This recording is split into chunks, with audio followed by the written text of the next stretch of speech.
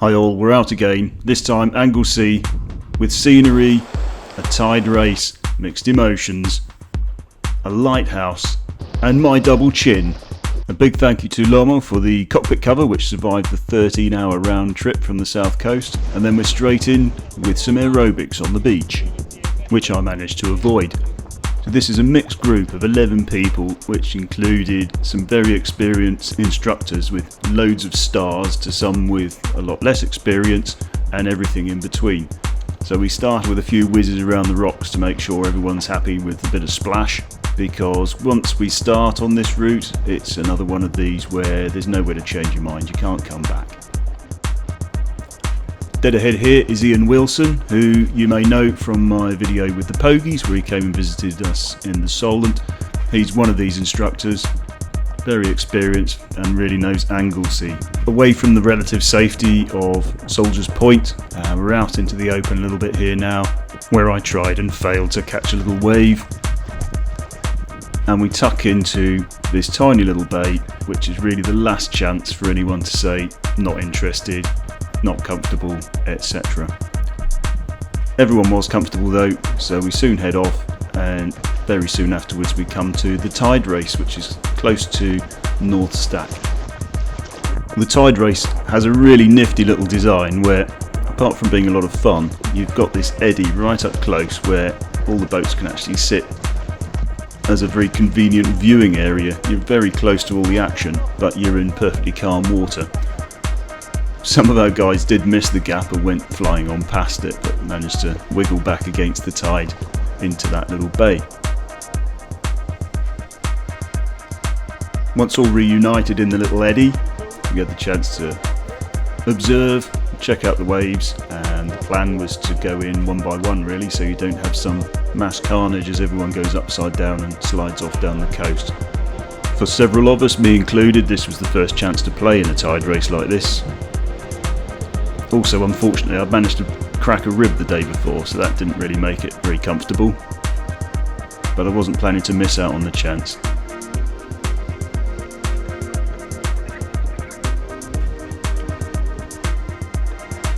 So diving on in,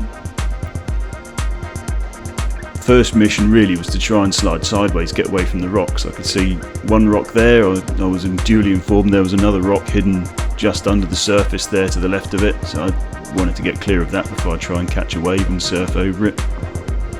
Face of concentration.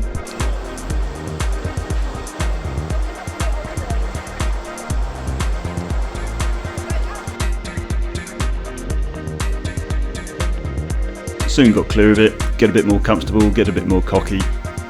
Managed to catch a few. I don't think I dazzled the crowds, but never mind. Definitely want to try this again without the cracked rib, should be a lot more fun. Show off the double chin, and we're surfing. Briefly, but it's good. There we go, it can be done.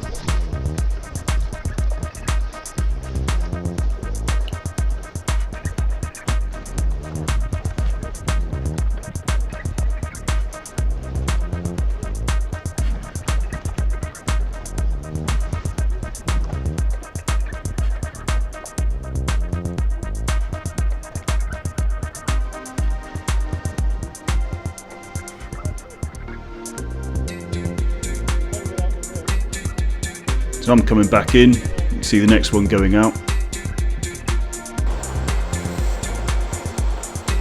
So she has a go, I think this was Abby. And Sean showing us what we should have been doing.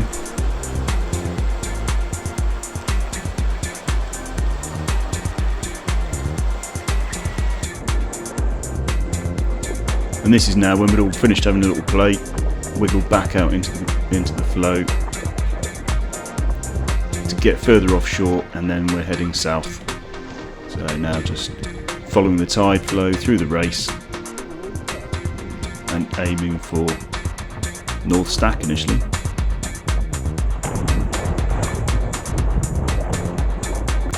Seeing along the inside track, following the cliffs, checking out the lumps. Now approaching North Stack, and we're all starting to come back together again. As we come around the corner, I'm told I really want to be off to the left to check out a cave. And caves always need a jolly good looking at.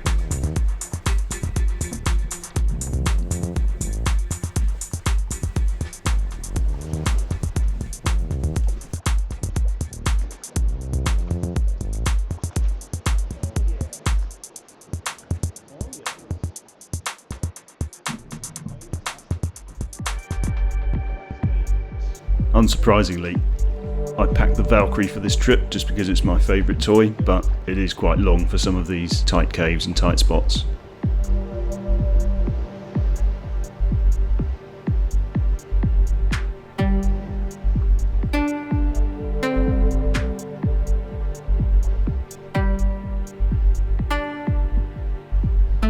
Back out. Really cool. Don't often get two ways through like that.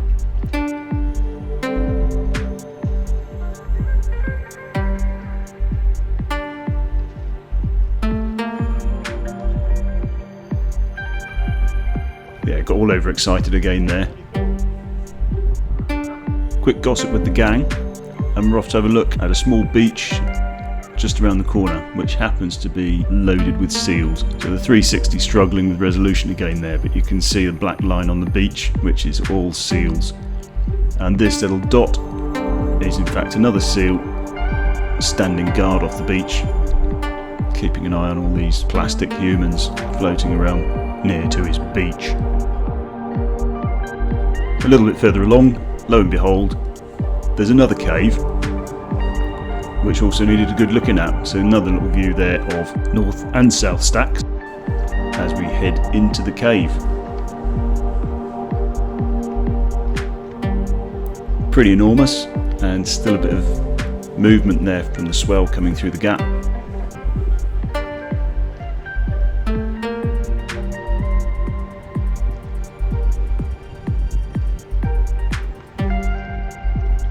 There I go, all excited again. Second Ian there exploring off.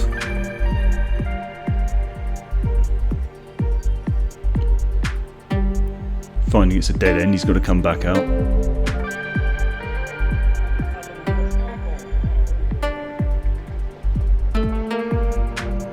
Quick look at the roof. And now go against the flow, try and get out while others are still coming in.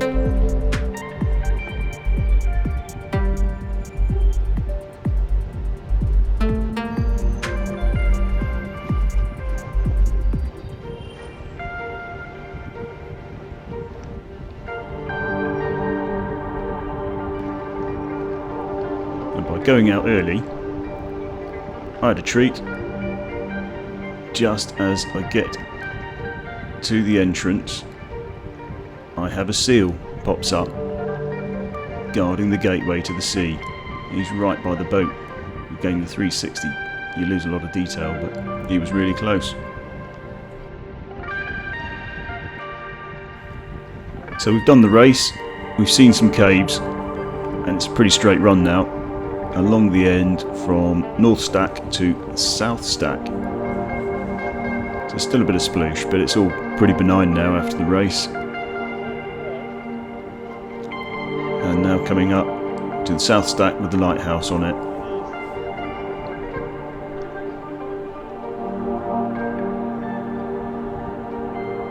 See the footpath, the bridge linking that to the mainland, and we dive through the little channel.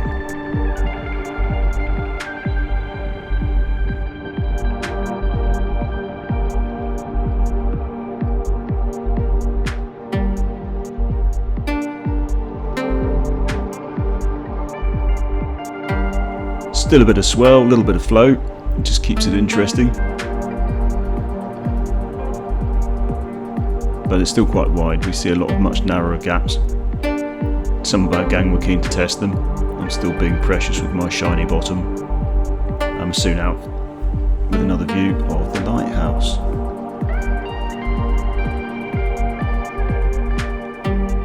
Making friends now with the guillemots.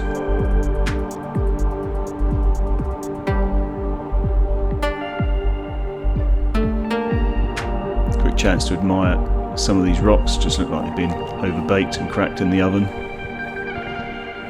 There's probably a much more scientific way to look at that, but that's the best you'll get from me. Heading on now through the gap, get to practice your sculls a little bit. You realise how lazy I get actually with the rudder on the Valkyrie. Standing by at the end we have Ian and Maria, probably watching to see who falls over in the middle and needs dragging out, and thankfully no one did.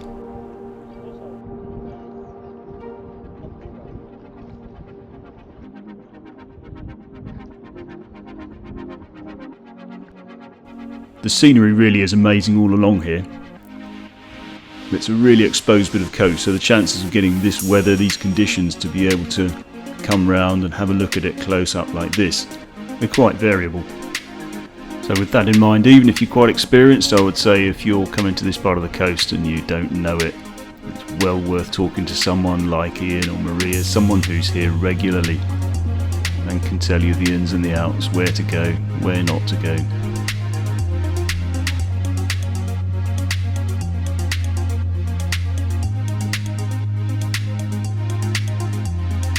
Quick lunch stop, job done. The sun disappeared, which was a shame, but we're off back to our finishing point, heading further east now, so you can see the conditions getting calmer as we head further east. Exploring more of these little gaps and the alien landscape.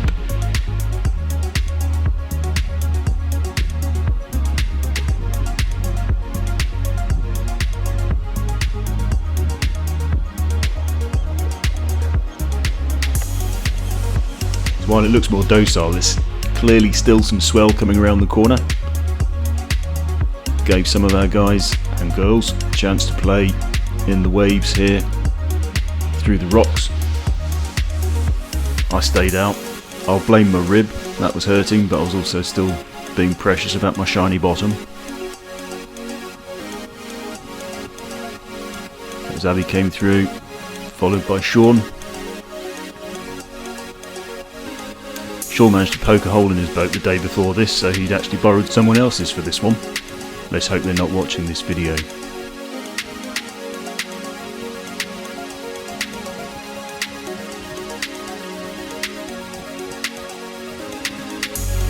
We're on the home stretch now into Port d'Afarch. Hopefully I've pronounced that like a pro. Take the chance to sweep across the bay, and this is showing off all our gang paddling more or less in formation. So nearing the end of the trip for me, and it was really good to be invited up to spend time with these people, really good people, loads of experience, and it was a great way to see somewhere I've never paddled before. So I was immensely grateful. So if you're looking for a safe way to explore Anglesey for the first time, Ian is a great place to start. He knows it well. He's the real deal. Get in touch. I'll leave his YouTube channel in my description. So there we go, back on the beach, now for a long drive home. Quick look at where we were. If you don't know, this is Holly Island off the end of Anglesey, which is the north end of Wales, and a closer zoom view. The green line is where I forgot to turn the GPS on, don't tell anyone, and the red is the rest of the route with the GPS running. As always, there's loads more to come. I'm off to Brazil tomorrow and expecting to have a paddle around Rio, and obviously a long summer coming for us, so plenty more will follow. Stay in touch. See you soon.